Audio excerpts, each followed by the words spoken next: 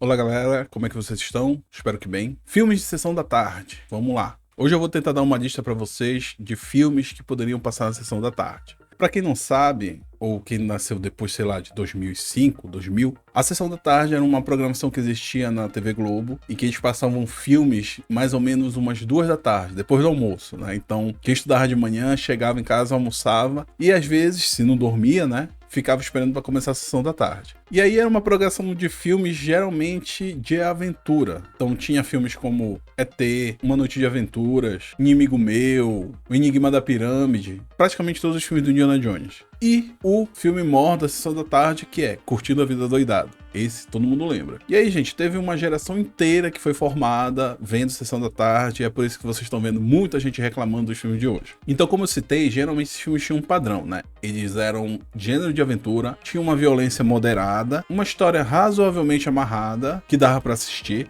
sem problema nenhum, e geralmente buscavam uma emoção bem profunda, ou algum momento bem profundo ali. Eram filmes que geralmente seguiam a jornada do herói direitinha. E esses filmes, eles geralmente tinham uma única função, que era entreter, divertir. Aquele tipo de filme que dá pra assistir com a família toda. Teve muitos filmes da década de 80 e 90, mas pra respeitar grande parte do público aqui, eu vou falar de filmes que vieram depois de 2010 e que poderiam passar na sessão da tarde. Só lembrando que vai ter spoiler.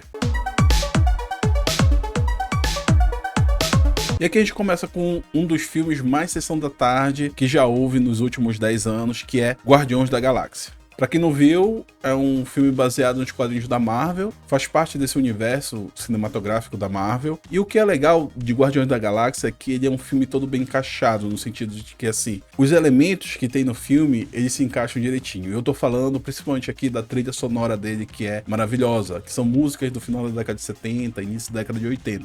Então o James Gunn, que dirigiu o filme, ele puxou bastante essa questão estética, e a trilha sonora faz parte, ela é um elemento do filme muito importante, porque todas as músicas estão no Walkman do Senhor das Estrelas, do Star-Lord, né, que aqui é o protagonista do filme. E um Walkman que foi deixado pela mãe dele, no dia em que ele foi levado para o espaço. Então você não sente uma estranheza quando você vai ouvindo as músicas do filme, porque já introduziram para você de onde tá vindo essa música. E isso é muito legal, que foi o erro de Esquadrão Suicida, que um dia eu vou falar sobre o grande erro que é esse filme, não por culpa do diretor, talvez. E a história é basicamente sobre a criação de um grupo, né, de foras da lei, que eles se odeiam no início, mas aos poucos eles vão entendendo que eles podem se dar bem e finalmente serem uma família. E Guardiões da Galáxia é sobre isso, é sobre família. Tanto que no 2 e no 3 continua essa temática, mas é engraçado como o protagonista na verdade é outro no 2 e no 3. Se vocês conseguirem adivinhar, dou um tempinho aí pra vocês pensarem. Quem é o real protagonista de Guardiões da Galáxia 2 e 3?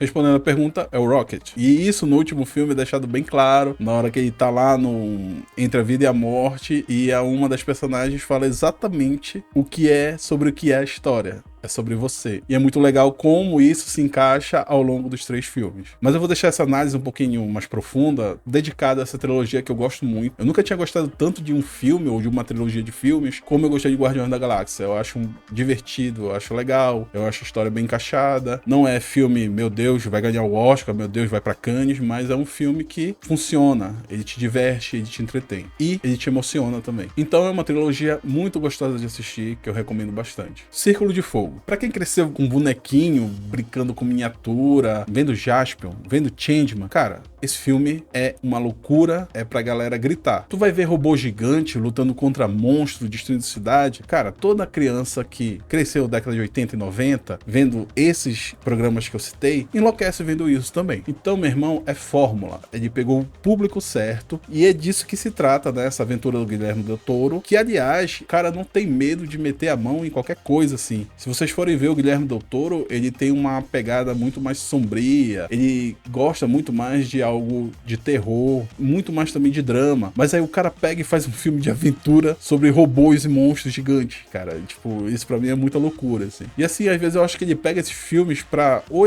por exercício artístico, ou porque ele quer agariar grana pra fazer os próprios filmes dele, né, que nem acho que o Werner Herzog faz isso também, que ele participa de alguns filmes pra pegar uma grana pra fazer os filmes dele. E ele faz tipo Hellboy, Blade 2. Mas assim, Círculo de Fogo foi uma pegada de marketing violenta, atingiu de cheio o público-alvo, tem efeitos visuais maravilhosos. E assim, é uma história sem grandes furos, é ok, tipo, você não vai olhar aquilo ali e ficar se perguntando, meu Deus, e aquele negócio lá que ele falou lá na frente, não.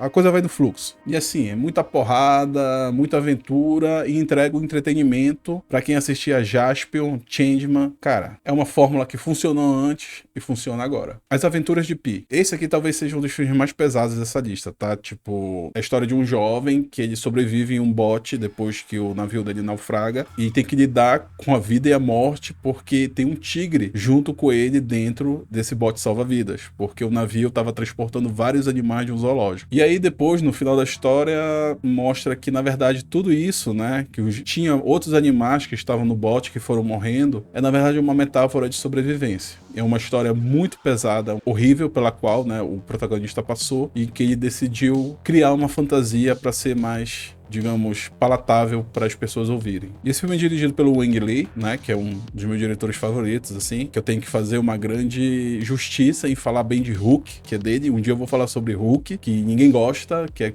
do Eric Bana, né? Na época chamaram ele de Shrek, mas que para mim tem um dos melhores roteiros de todos os Hooks que apareceram aí nesse universo da Marvel. E esse filme ele é baseado num livro do Ian Martel, que tem uma curiosidade bem feia aí. O Ian Martel, ele diz ter se inspirado em um livro de um escritor brasileiro, o Moacir Scliar, que escreveu Max e os Felinos, em que uma das histórias é de um garoto que se encontra em um bote salva-vidas com um jaguar. E assim, essas histórias de plágio a gente tem que se aprofundar um pouquinho mais depois, em outro episódio, talvez. Mas, por exemplo, olha essas duas capas aqui e me digam o que vocês veem. E aí, qual é a opinião de vocês? E aí aconteceu que o Moacir até pensou em processar o Ian Martel por plágio, mas posteriormente em outras entrevistas o Martel reconheceu que ele havia se inspirado no livro do Moacir Scliar e o Moacir acabou desistindo do processo. Então, pra quem quer chorar um pouquinho, Aventuras de Pi é bem emocionante, tipo assim, um dos filmes mais pesados que tem nessa lista, mas que não deixarei de passar na sessão da tarde. Godzilla. Eu tô falando do Godzilla de 2014, tá, gente? Não o de 1998. Por favor, ignorem esse filme. Eu sinto até dor quando eu lembro desse filme com aquela iguana gigante em Nova York, assim. Esse filme de 2014, ele é dirigido pelo Gareth Edwards, que fez Rogue One, ele fez Resistência, que tá agora se eu não me engano, na Prime TV. É um dos diretores que ele faz os filmes dele com muito cuidado, muito apreço, uma produção muito bem feita. Então, só por Rogue One, assim, eu já me tornei fã desse cara, porque ele sabe ser diretor, ele entrega qualidade nos filmes dele. E apesar de ter um roteiro meio longo, meio enrolado, ele entregou, assim, sabe? Ele entretém, ele te assusta e vai criando uma atmosfera pra você ver a chegada do Godzilla. E assim, tem efeitos visuais, a trilha sonora e os efeitos sonoros fantásticos. E assim, só pra quem não sabe, Godzilla ele é um personagem japonês que ele foi criado no pós-guerra e ele é um símbolo da anti-era nuclear. Ele é uma criatura muito antiga que é despertada justamente devido a testes nucleares que aconteceram. E assim, as continuações eu assisti, só que eles começaram a querer formar esse universo com King Kong, e aí, tipo assim, deu uma brochada geral, cara, mas esse Godzilla de 2014, esse único, né, separado, pra mim seria um filme de sessão da tarde bem legal, que eu não perderia. A invenção de Hugo Cabret. Tá o papai Scorsese aqui na área, gente, e assim, ele fez um filme meio fora da curva, porque geralmente ele faz filmes de drama, filmes mais de temática adulta, no sentido de que ele não trata de um universo infanto-juvenil muito nos filmes dele, mas aqui ele quis tratar. E aí fala sobre a história de um garoto que mora numa estação de trem, e ele tem que descobrir uns mistérios que rondam ali aquela estação e tudo mais. E assim, eu costumo dizer que o Scorsese cheirou uma carreira de Chris Columbus e foi fazer esse filme, assim, porque ao mesmo tempo que ele é bom, né, é um dos filmes mais fora da curva do Scorsese, é um dos filmes mais fracos dele, eu não gostei tanto, assim, eu acho que ele perde um pouquinho a mão, às vezes, no filme. E até porque ele cria um universo muito fantástico, porque a maioria dos cenários que existem no filme são cenários digitais, então, tipo, ele pegou, sei lá, 60% do orçamento do filme e investiu tudo em cenário digital, o filme ficou muito digitalizado, que perde um pouco, sabe, essa sensação, essa coisa de me conectar com um mundo real, uma história real que tá acontecendo ali. E assim, na minha opinião, o Martin, ele tem que continuar mais nos filmes pra gente adulta mesmo, assim. Eu acho que um dia eu ainda vou fazer um ranking dos melhores filmes do Scorsese, que só vai ter melhores, porque esse cara não faz filme ruim, é incrível. Mas é um dos filmes, assim, que eu achei que, assim, não tem muita personalidade nele no filme. Mas tá aí, se quiser dar o play nele, seria um dos filmes da Sessão da Tarde que estaria na lista. Trem Bala. Esse é com certeza um dos filmes mais divertidos que eu já vi nos últimos tempos, assim. Ele é baseado no livro, deixa eu ler o nome do ator, é o Kotaro Isaka. E conta a história de vários personagens, fora da lei, que estão dentro de um trem-bala que tá atravessando o Japão. E eles têm um único objetivo, que é pegar uma mala. É isso, acabou. Não tem muito o que bater cabeça. Mas o que é legal desse filme são os personagens mesmo. E criar um roteiro, criar uma jornada, uma história em que os personagens seguram todo o arco é bem difícil. Mas esse filme, ele faz isso. Então é uma jornada mais baseada em situações. Parecem pequenos sketches de história, de interações entre os personagens que vai se criando ao longo do filme. E assim, cara, pra mim é fantástico. E tem um elenco muito bom. Além do Brad Pitt, tem vários atores lá conhecidos. E o filme não deixa a peteca cair. É uma aventura, tem aquela dose de violência moderada, mas no final das contas, é aquele filme de sessão da tarde que a galera vai sentar e vai querer ver. Thor Ragnarok. Esse é outro filme da Marvel que se encaixa perfeitamente na sessão da tarde, tá? O Taika Waititi, que é diretor, pegou esse projeto e transformou ele num filme extremamente divertido. Diferente do primeiro, que foi dirigido pelo Kenneth Branagh, que era uma coisa mais shakespeariana. Inclusive, o Kenneth é louco por Shakespeare. Então, ele tem aquele tom mais pesadinho. O segundo, que foi dirigido pelo Alan Taylor, né, que dirigiu Game of Thrones, então o próprio nome do título do filme já marca ali aquela coisa sombria. E aí chega Thor Ragnarok, que é tudo colorido. É uma outra pegada, é uma outra coisa, apesar de serem os mesmos personagens, mas o texto foi mudado muito, assim, foi fora da curva, porque o Taika Waititi, ele tem essa coisa um pouco mais infanto-juvenil, assim. E a trilha sonora desse filme é muito boa, apesar dela não ter aquele elemento de encaixe, ela funciona com o tom do filme também. Então, tipo, Thor Ragnarok pra mim é um filme que passaria totalmente em sessão da tarde. Infelizmente, a sequência dele, que foi Thor, Amor e Trovão, dirigido pelo Taika Waititi também, não funcionou. Eu acho que ele perdeu a mão ali, perdeu o time de piada, perdeu várias coisas no meio do caminho. O roteiro tinha mais furo do que qualquer outra coisa, mas pelo menos em Thor Ragnarok ele acertou.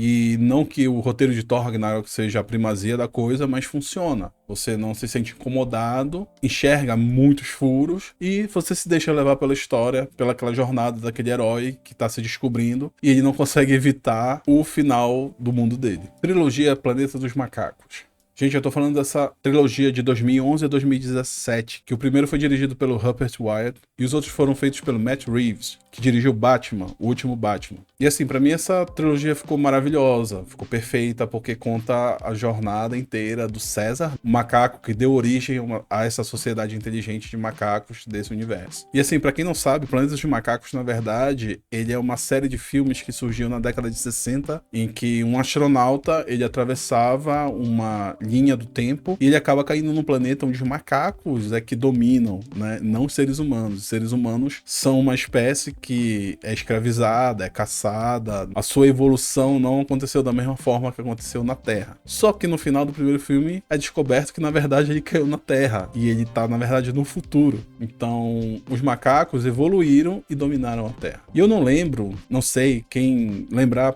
pode colocar aí nos comentários como foi que aconteceu nos filmes da década de 60 e 70 para os macacos evoluírem, mas nesse eles encontraram uma explicação bem legal, que foi um vírus criado num laboratório para causar uma mudança no cérebro dos macacos e torná-los inteligentes. Porém, em humanos, o vírus se tornou letal. Então o vírus sai do laboratório por acidente, começa a se espalhar pelo planeta, e os humanos que ficaram imunes ao vírus, eles começam a ter alguns efeitos colaterais, como por exemplo, perda da fala. E aí o primeiro é o César libertando, né, todos os macacos. O segundo é um estabelecimento da sociedade deles e a última tentativa do César de confiar em humanos. E o terceiro é a guerra que é travada entre eles e os humanos, né? Que é uma coisa até meio apocalipsinal, assim. E que no final os humanos acabam destruindo eles mesmos. E agora vai sair o último, que é Planeta dos Macacos, o Reinado, que se passa décadas ou, sei lá, muitos anos depois dos acontecimentos que ocorreram com César. E aí já existem vários grupos de macacos inteligentes que criaram suas próprias sociedades. Mas é legal pegar assim uma tardezinha e assistir um atrás do outro, porque é uma história bem encaixadinha, um filme conversa com o outro, não senti muito furo de roteiro em nenhum deles, e é com certeza algo que ficaria repetindo toda vez na sessão da tarde. Tudo em todo lugar ao mesmo tempo. Os Daniels, né, que vieram agora com essa cultura das novas gerações, vieram para marcar presença com esse filme que eu acho fantástico. A edição dele, principalmente, né? Eu sou editor, então quando eu vi a edição desse filme, eu achei maravilhoso como eles levam a narrativa, como eles deixam momentos de respiro, como eles encaixam direitinho cada elemento na jornada do filme. E o filme trata de multiverso, que é esse conceito maldito que foi trazido agora nos filmes, em que dá pra você ficar repetindo a mesma coisa todas as vezes, e não importa se o personagem morre 80 vezes, não se preocupa, a gente passa pro próximo multiverso, que a gente vai ver ele vivo em outro lugar. E às vezes isso me soa como uma desculpa, sabe? Tipo, pra ficar fazendo o mais do mesmo, desgastar um personagem ou desgastar uma história, simplesmente porque a gente vai mudando de universo pra um lado e pro outro. Mas nesse filme a gente experiencia uma mulher que ela atravessa multiversos da própria vida dela. E ela vai descobrir que, no fundo, o inimigo que ela tem em todos os multiversos é a própria filha. Então, no fundo, gente, é um filme de drama que é a relação entre uma mãe e uma filha que precisam se entender. Chega uma hora que ele fica um pouco cansativo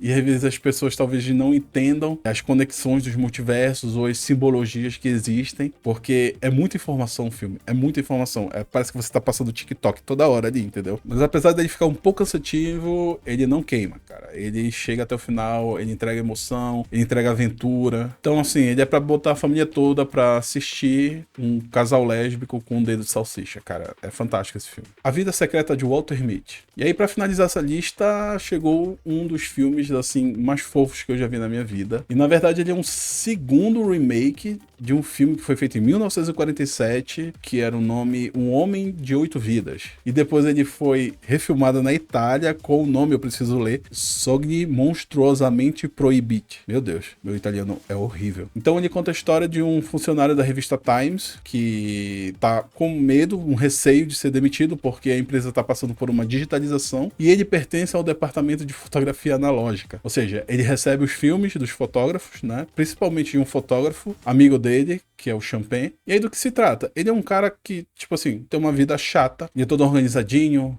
ele sabe a hora de chegar, sabe a hora de ir embora. Enfim, diferente do colega dele de trabalho, que é esse fotógrafo que tá metido em altas aventuras ao redor do mundo, arriscando a vida, e só chega as fotografias pra ele desse mundo de aventuras que o cara vive. E aí surge essa coisa, o Walter, ele sonha acordado. Então, no início do filme, vai acontecer várias loucuras lá, dele salvando a vida de alguém, dele tentando chegar na garota que ele gosta, com quem ele trabalha, em coisas muito loucas assim, mas na verdade ele tá sonhando acordado toda hora. E o filme, assim, é repleto de paisagens e, tipo, tem uma fotografia muito boa feita pelo... Tem que ler o nome do cara. Stuart Driborg. Meu Deus. Porque se trata muito de um filme sobre fotografias, sobre coletar momentos, sobre viver esses momentos. Então tem uma hora do filme em que o Walter ele consegue chegar no colega dele que tava fotografando, né, que é o personagem do Champagne, e ele tá fotografando um leão das neves lá, um jaguar das neves, sei lá. E ele simplesmente não fotografa. O bicho tá lá, é um bicho raro de se ver, e ele não fotografa o bicho. Porque ele fala que ele prefere viver o momento e não ficar olhando por trás de uma lente. Cara, isso... Sabe, às vezes larga teu celular e apenas admira, saca? Que é uma coisa que vocês vão ouvir muito por aí, principalmente aquelas frases motivacionais. Mas, mano, pelo amor de Deus, larga um pouco o celular e olha a paisagem pra te ver. E é isso, desculpa, eu até pulei a história aqui, mas assim, ele tem que contactar esse fotógrafo porque ele precisa de uma foto que é pra entrar na última edição da revista manual, né, analógica. E ele não encontra a foto. E ele vai descobrir lá no final que a foto tava todo o tempo com ele, porque o fotógrafo tinha mandado uma carteira pra ele e colocou o negativo do filme, né, da foto dentro da carteira e ele não abriu a carteira o filme inteiro, assim. E aí nessa jornada de tentar achar esse fotógrafo, ele vai vivendo altas aventuras. E aí vocês têm que notar uma coisa no filme. Com o passar da jornada dele, ele vai sonhando menos. Até chegar ao final onde ele não tá mais sonhando, né? Que ele tá lá, vivendo a vida, inclusive chamar a garota que ele gostava tanto pra sair. E ele é dirigido e interpretado pelo Ben Stiller, né? Que, assim, na minha opinião, quando ele quer acertar, ele acerta. Apesar dele fazer uns filmes bem idiotas, assim, mas quando ele quer fazer um filme legal,